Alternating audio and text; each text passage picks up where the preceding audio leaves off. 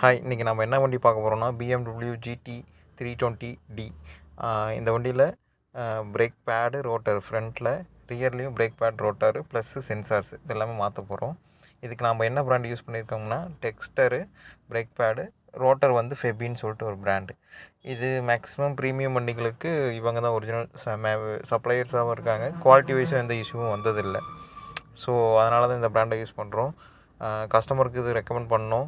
After ரீப்ளேஸ்மெண்ட்டுக்கு அப்புறமேட்டு எந்த விஷயம் இல்லை, பிரேக் ஜட்ரிங் இருந்தது, அது எல்லாமே சால்வ் ஆகிடுச்சு.